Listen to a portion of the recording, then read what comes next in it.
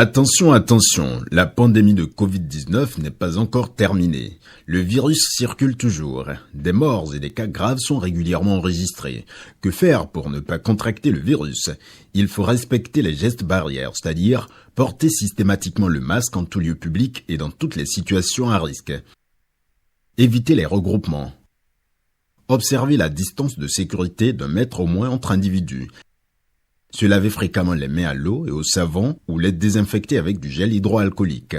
Nettoyer régulièrement les surfaces ou objets avec lesquels les mains peuvent être en contact, à savoir table, téléphone portable, poignée de porte, volant ou guidon lorsqu'on n'est pas seul à conduire les véhicules ou que les objets sont manipulés par plusieurs utilisateurs. Pour tout savoir sur l'épidémie du coronavirus au Bénin, rendez-vous sur le site web www.gouv.bj/coronavirus. Ceci est un message du gouvernement de la République du Bénin. Bonsoir et bienvenue au journal des régions. Le Fonds citoyen pour le développement et la paix sensibilise la population à la non-violence. Les responsables du fonds ont réuni ce samedi à la Maison internationale de la culture de Porto Novo les militants, sympathisants et les différentes couches de la population de Lomé autour de la question de paix et de cohésion sociale. Suivons le reportage avec Brice Rumbo et Fimi Bassao. Une tournée aux allures d'un marathon.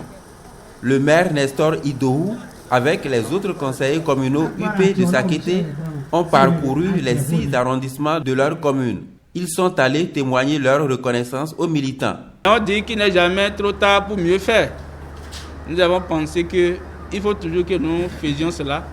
Et c'est ça qui est la principale raison qui nous a fait déplacer vers vous ce matin.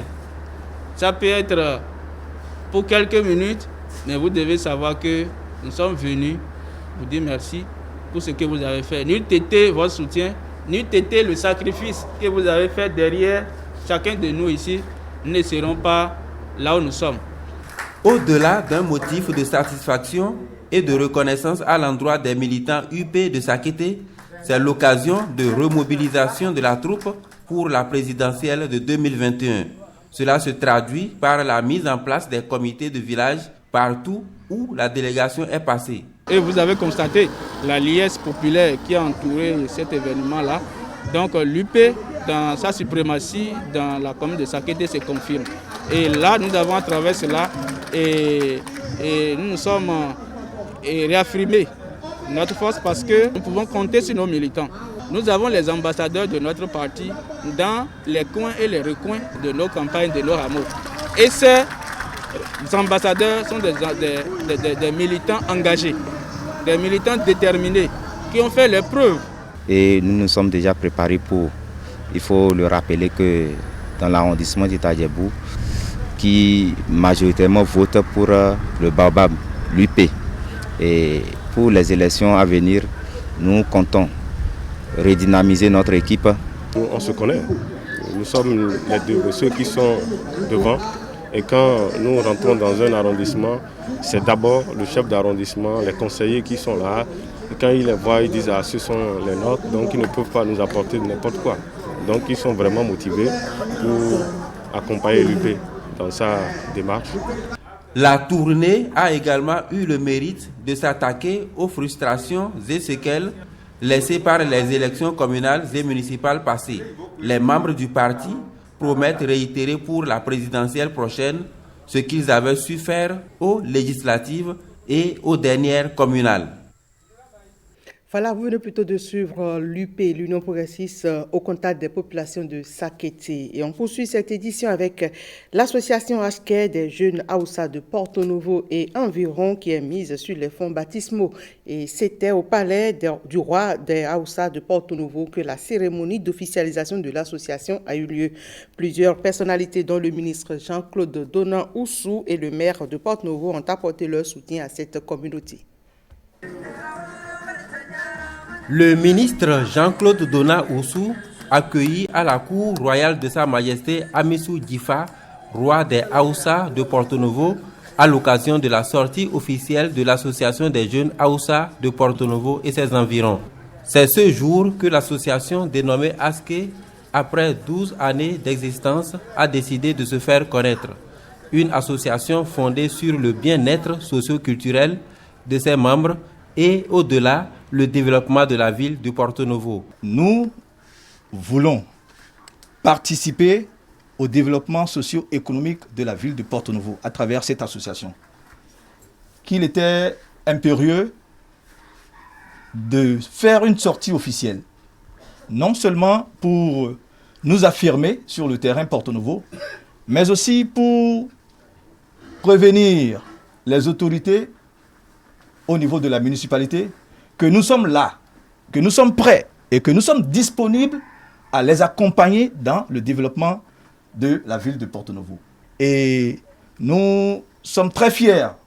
Nous sommes très fiers de vous avoir avec nous ce matin et nous pensons que vous allez aussi nous accompagner.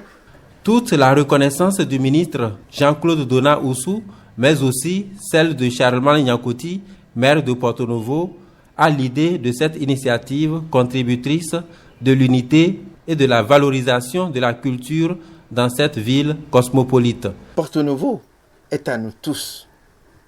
Que la tradition porto-novienne fait que depuis la nuit des temps, c'est la composition diverse qui fait la richesse de cette ville. J'ai en tête le nom d'un certain nombre de quartiers.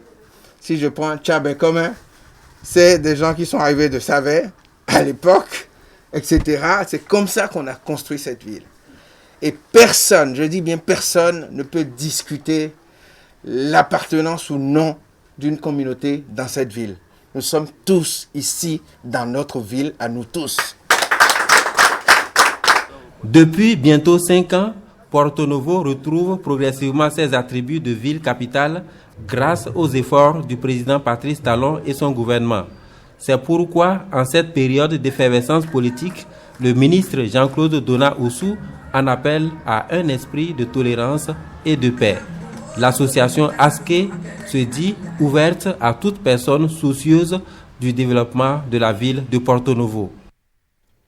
Et d'une association à une autre, l'association Alpha Taka, avec le soutien de Al Hidaya du Koweït, en collaboration avec la mairie de Djougou, a fait don de machines à coudre aux femmes démunies. Et cette action est une contribution à la promotion de l'autonomisation des femmes dans la commune de Djougou.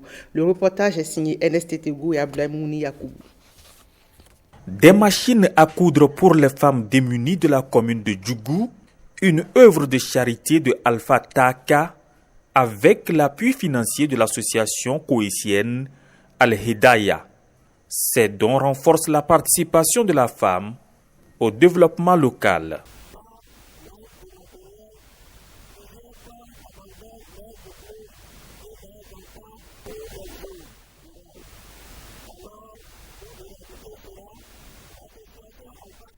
Désolé pour la qualité sonore de cet élément. Il reviendra sûrement dans nos prochaines éditions, puisque ce 19h se referme ainsi.